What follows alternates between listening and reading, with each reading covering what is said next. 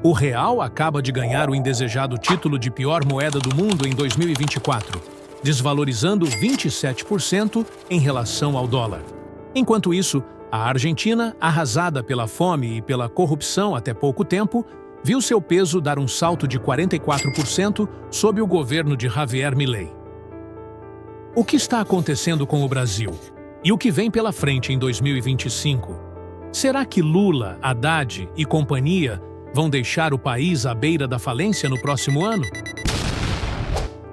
2024 foi um ano divisor de águas para a economia da América do Sul.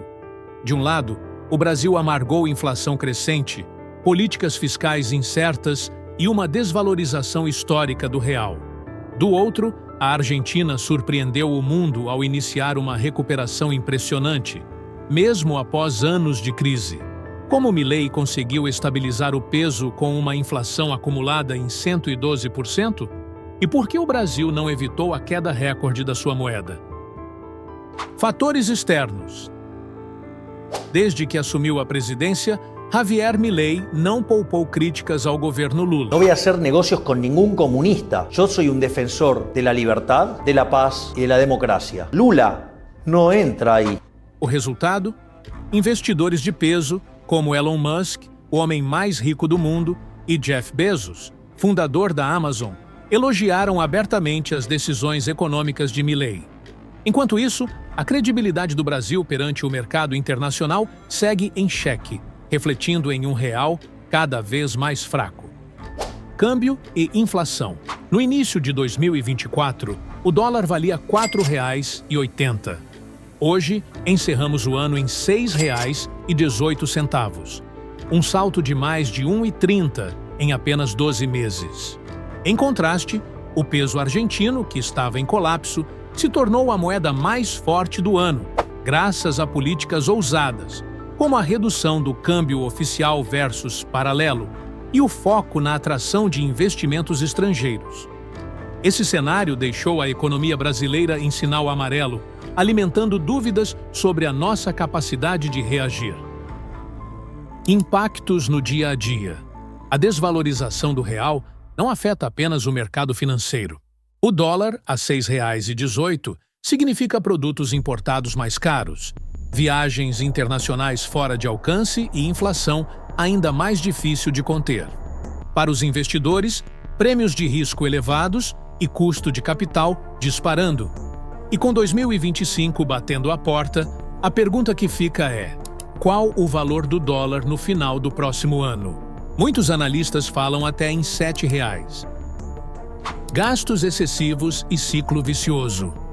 O que podemos aprender com a Argentina e aplicar aqui no Brasil? Como o governo de Milei reverteu um cenário de fome e corrupção para conquistar a confiança de gigantes internacionais? E por que Lula e Haddad não conseguiram evitar esse derretimento do real?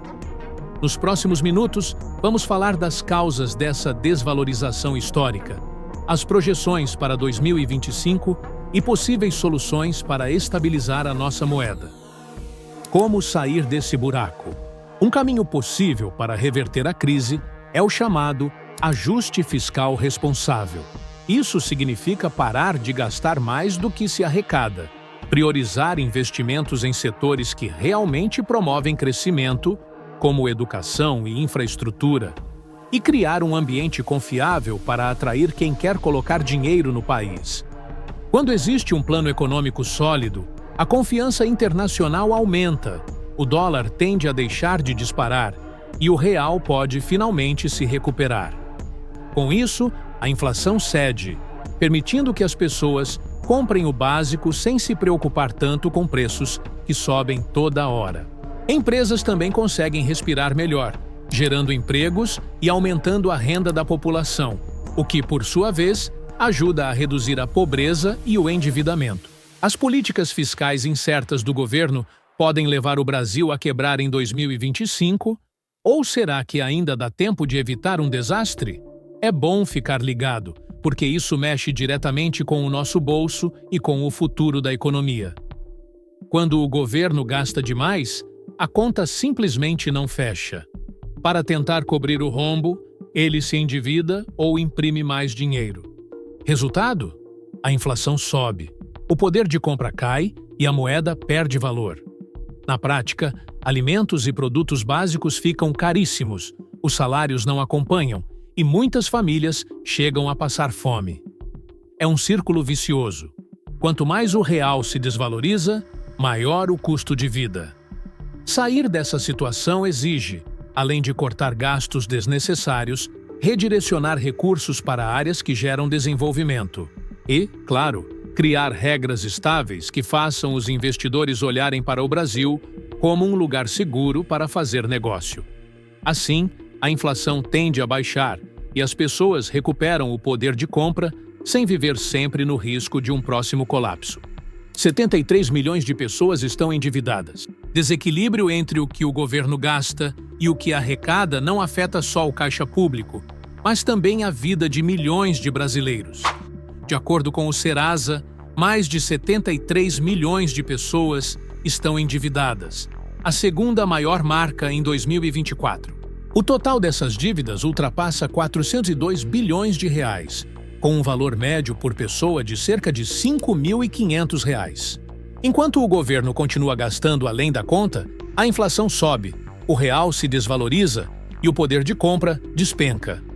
Muitas famílias acabam tomando crédito caro até para garantir comida na mesa, criando um ciclo cada vez pior de dívidas. Quando os preços sobem e o valor do real cai, aumenta a pobreza e a fome. Para dar um fim nesse cenário, é preciso ter responsabilidade fiscal, cortar gastos supérfluos, focar em investimentos que gerem emprego e renda e trabalhar para que o país seja novamente atrativo para quem quer investir. Com isso, a confiança melhora, a inflação vai diminuindo e o real ganha força. Só assim dá para reduzir o endividamento e, de fato, melhorar a vida dos brasileiros. O Congresso aprovou, com bastante discussão, um pacote fiscal que o governo diz ser capaz de controlar gastos e reduzir a dívida interna. Porém, a oposição e alguns especialistas acreditam que as contas ainda não fecham, o que poderia trazer mais instabilidade ao mercado. Apesar de a arrecadação federal ter ficado acima do esperado, em novembro, muitos se perguntam se esse fôlego dura até 2025. Economistas apontam que, sem cortes maiores nos gastos, a pressão inflacionária pode continuar, enfraquecendo ainda mais o real. A taxa de juros, que ficou alta durante boa parte de 2024, representa um dilema. Mantê-la assim ajuda a segurar a inflação, mas atrapalha os investimentos e o crescimento econômico. Se o Banco Central baixar muito depressa, o dólar pode voltar a disparar e os preços subirem ainda mais. É um jogo de equilíbrio complicado e a Selic pode acabar estável por um tempo, para evitar sustos maiores no mercado. O presidente Lula e o ministro da Fazenda, Fernando Haddad, negociam novas etapas da reforma tributária. A ideia é simplificar a cobrança de impostos e estimular investimentos. Porém, empresários temem que isso possa, na prática, elevar ainda mais o peso dos impostos e prejudicar a competitividade do Brasil lá fora. A oposição, por sua vez, reclama de gastos excessivos e da falta de um controle mais firme das contas públicas, defendendo um ajuste fiscal mais duro. Reação do mercado e da população para quem vive no Brasil, especialmente quem tem renda média ou baixa, esses problemas se refletem na hora de fazer compras no supermercado ou na farmácia. O real fraco e a inflação em alta elevam os preços de itens básicos. Muitos investidores tentam se proteger colocando dinheiro em aplicações atreladas à inflação ou até mandando recursos para o exterior, fugindo da incerteza local. Com o consumidor desconfiado, o comércio vende menos e a geração de empregos sofre. O país termina 2024 enfrentando juros altos, inflação resistente e a cobrança por resultados que façam a economia respirar. Em 2025, teremos desafios gigantes. É preciso controlar gastos, segurar a dívida e dar sinais de estabilidade para o real não derreter de vez. De um lado, a esperança de reformas estruturais e mais investimentos em setores importantes. Do outro, há o medo de que gastos descontrolados e disputas políticas possam agravar a crise.